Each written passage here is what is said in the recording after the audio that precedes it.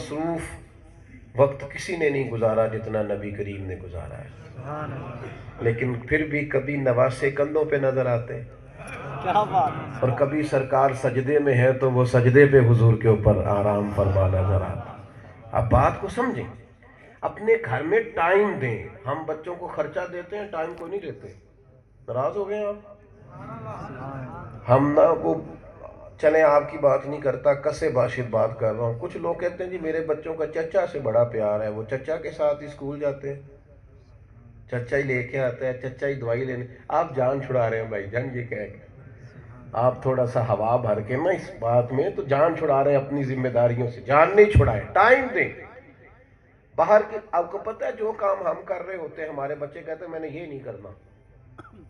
جو بندہ جس شعبے سے بھی تعلق رکھتا ہے نا، اس کے بچے سے آپ کہیں گے آپ نے وہ بننا ہے جو آپ کے ابا جی ہیں، تو کہتے نہیں میں نے کوئی اور کام کرنا ہے۔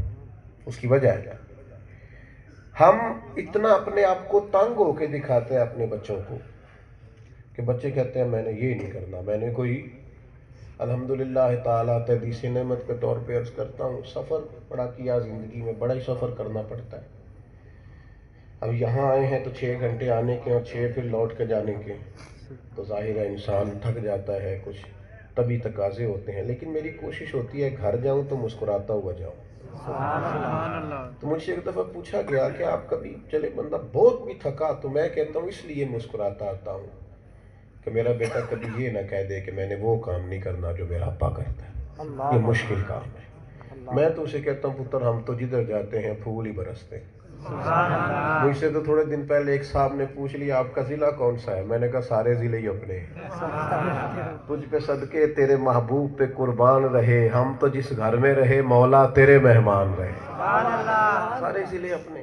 تو عزیز محبت کا لہجہ اپنائیں، زندگی سے تلخیوں کو نکالیں، مسکرانا سیکھیں، خوش رہیں۔ اور پھر یہ کہ آپ کبھی کسی تلخ آدمی کے جواب میں بھی مسکرا پڑیں گے نا تو سوچے گا ضرور وہ بھی کہ یار میں کیا کر رہا تھا اور یہ جواب کیا آیا۔ قرآن مجید کی جو آیہ کریمہ میں نے تلاوت کی، اللہ کریم نے فرمایا والذین آمنوا اشد حبا للہ، فرمایا وہ لوگ جو ایمان لے آئے نا وہ اپنے رب سے شدید محبت کرتے ہیں۔ سبحان اللہ۔ ساری رات مصلی پہ کھڑے رہتے تھے نا لوگ، ابھی آپ آیتیں سن رہے تھے والذین یبیتون لربہم سجدا وقیاما، یہ جو ساری رات مصلی پہ کھڑے رہتے تھے نا انہیں پیار ہو گیا تھا اپنے رب سے، پیار ہو گیا۔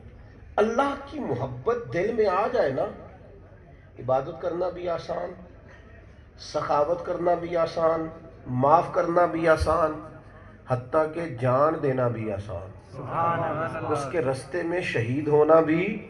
محبت ہو اللہ رسول سے، پیار آئے دل میں۔ اور وارفت ایک ہے بندہ مجبور ہو کے کوئی کام کرتا ہے، ایک ہے پیار سے کرتا ہے۔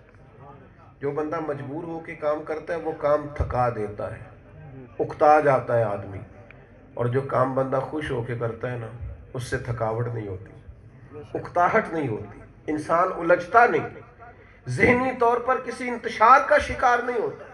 آپ غور کریں گے اور یاد رکھیں گے کہ اللہ سے محبت ہو۔ یہ دیکھیے نا اقبال کیا کہتے ہیں، کہتے ہیں میں تیرے عشق کی انتہا چاہتا ہوں، تو میری سادگی دیکھ میں کیا چاہتا ہوں، میرا ذرا سا تو دل ہے مگر شوق اتنا، میں وہی لن ترانی سنا چاہتا ہوں۔ میرا دل کرتا ہے میں کہوں مالک میں تجھے دیکھنا چاہتا ہوں، اور تو کہے لن ترانی تو دیکھ سکتا۔ اور پھر ایک جگہ پہ عرض کرتے ہیں کبھی اے حقیقت منتظر نظر آ نہ لباس مجاز میں، لاکھوں سجدے تڑپ رہے ہیں میری جبین نیاز، اپنے مالک سے محبت کا انداز، پیار کا انداز۔ اور حضور علیہ السلام نے فرمایا، کریم فرماتے ہیں تم میں سے جو اللہ کی ملاقات کا شوق رکھتا ہے نا، جو رب سے ملنے کا شوق رکھتا ہے، فرمایا رب بھی اس کی ملاقات کو پسند فرماتا ہے۔ سبحان اللہ۔ جو شوق رکھتا ہے کہ میں مالک سے ملوں، طبیعت کے اندر ذوق ہو۔ آپ دیکھیے نا قرآن مجید، صحابہ کرام علیہم رضوان کی ایک پوری جماعت حضور کی بارگاہ میں حاضر ہوئی، اور بڑے شوق سے، بڑی محبت سے، بڑی وارفتگی سے اور اپنے سارے جذبوں کو سمیٹتے ہوئے بڑے درد سے انہوں نے عرض کی، یا رسول اللہ صلی اللہ تعالی علیہ وسلم، دیر ہو گئی تسبیحات پڑھتے، عبادات کرتے، خرچ کرتے، زمانہ گزر گیا مالک کو یاد کرتے، جہاد میں جاتے، اب دل بڑا کرتا ہے۔ بھائی باتیں نہ کریں، پیچھے جو دوست ہیں وہ شور کر رہے ہیں، آپ کو اللہ بہتر صلہ دے، چپ کرانے والے ذرا چپ کر جائیں گے یا اشارے سے چپ کرائیں۔ میرے عزیزو، ایک جماعت پوری آئی اور عرض کی کہ یا رسول اللہ ہمارا رب کہاں ہے؟ ہمارا نہ اسے دیکھنے کو جی چاہتا ہے۔ توجہ ہے نا آپ کی میری بات پر؟ اس سے ملنے کو، اس کو دیکھنے کو جی چاہتا ہے۔ اب یہ اخلاص ایسا تھا اور اللہ کی محبت کا جذبہ ایسا تھا کہ اللہ تعالیٰ نے قرآن مجید نازل فرمایا، فرمایا وَإِذَا سَأَلَكَ عِبَادِي أَنِّي فَإِنِّي قَرِيبٌ۔ اے محبوب علیہ السلام، جب آپ کے پاس آ کر میرے بندے میرے بارے میں پوچھیں تو ان سے فرما دے میں ان کے قریب ہی ہوں، جب دعا مانگیں گے قبول کروں گا۔ تو دل میں شوق ہو، اللہ کی محبت کی تڑپ ہو، ذوق ہو، اور پھر یہ محبت پوری تکمیل تک کیسے پہنچتی ہے؟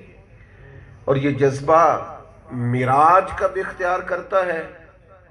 جب انسان کھل کے مدینے والے محبوب سے محبت کرے۔ نبی پاک صلی اللہ تعالی علیہ وسلم کی چاہت اس کے دل میں۔ ہمارے ہاں الحمدللہ ہمارے اسلاف نے، اکابرین نے بڑی محنت کی، زندگیاں لگا دی انہوں نے لوگوں کو حضور کی محبت سکھاتے ہوئے۔ وہ ایک نقطے کو سمجھ گئے تھے کہ سارے کے سارے دین پر عمل کرنا اس وقت آسان ہو جائے گا جب لوگ پوری طور پر حضور سے محبت کرنے لگے۔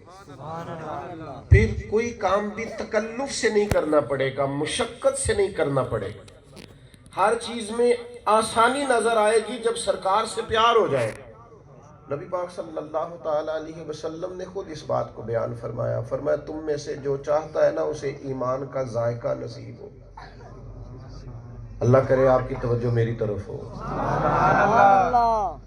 جو چاہتا ہے اسے ایمان کا ذائقہ ملے، لذت ملے، یعنی اسے مومن ہونے کا مزہ آ جائے، لطف نصیب ہو مومن ہونے کا، تو وہ تین کام کرے۔